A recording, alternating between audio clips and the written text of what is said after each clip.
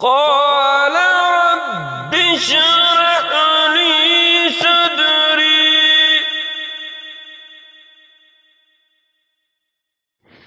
ويسر لي أمري واحلل عقدة من لساني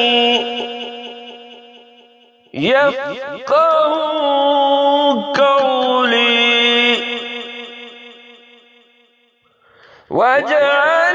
لي وزيرا من أهلي هارون أخي أشدد به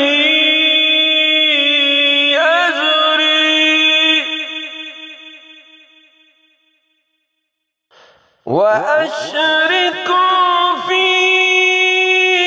أمري كي نسبحك كثيرا ونذكرك كثيرا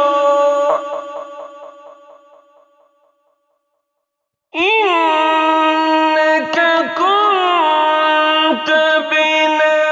بصيرا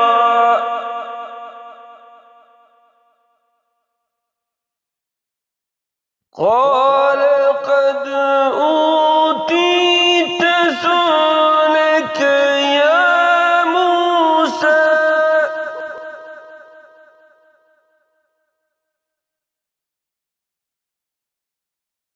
ولقد مننا عليك مرة أخرى إذ أوحينا إلى أمك ما يوحى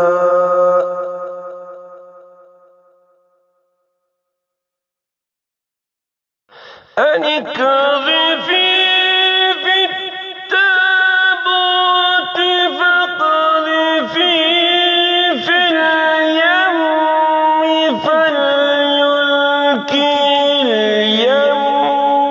بالسائل يأخذه عدو لي وعدو له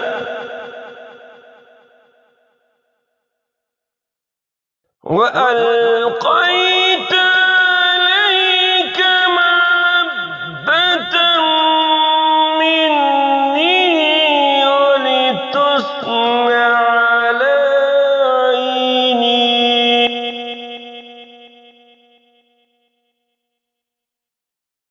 إذ تمشي أختك فتقول هل أدلكم على من يكفله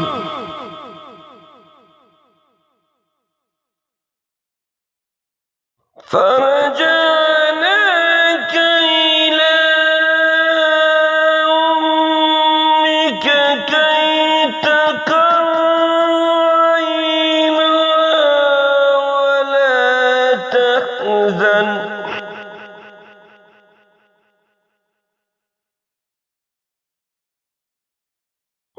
وقتلت نفسا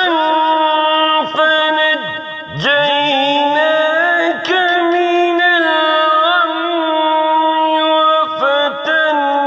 وفتناك فتونا فلبثت سنين في أهل مدين ثم جئت على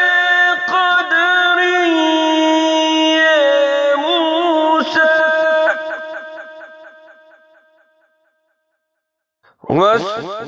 واصطنعتك لنفسي.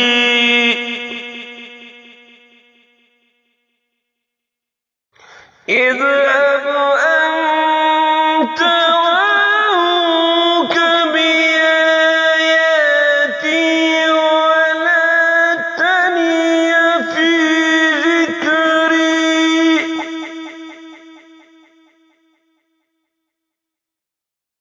اذهبا إلى فرعون إنه طغى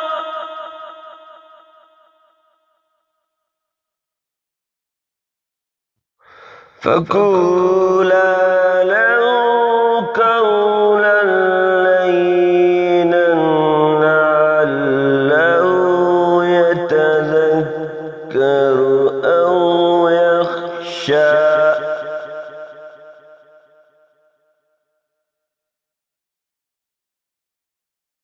قال ربنا إننا نخاف أن يفرط علينا أو أن يطغى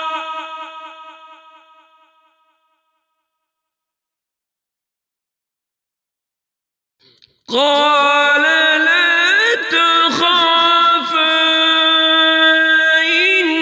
إنني معكما أسمع وأرى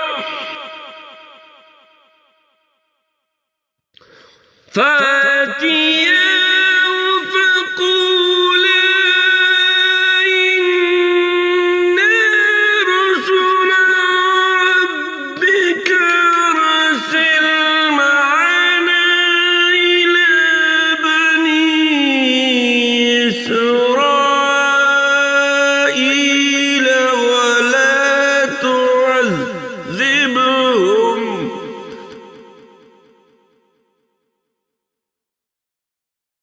قد جئناك بآية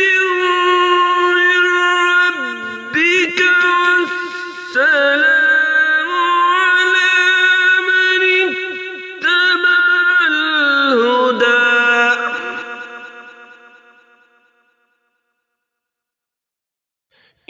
إنا قد أوحي إلينا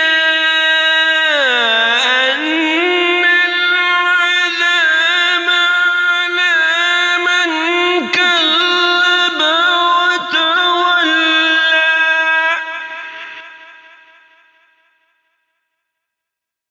قال فمن ربكما يا موسى قال ربنا الذي أعطى كل شيء خلقه ثم هدى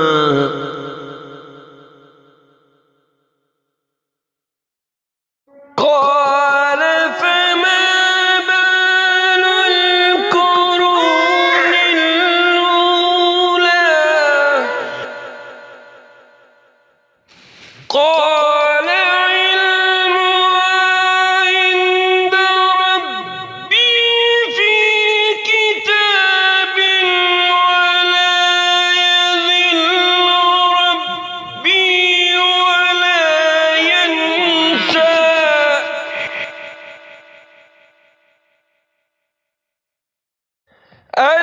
الذي جعل لكم الأرض مهدا وسلك لكم فيها سبلا وأنزل من السماء ماء فأخرجنا به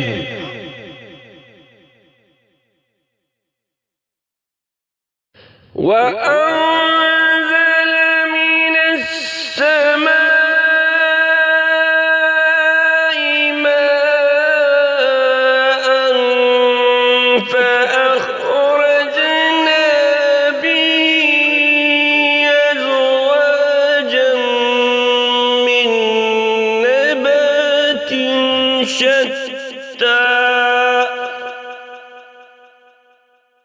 كلوا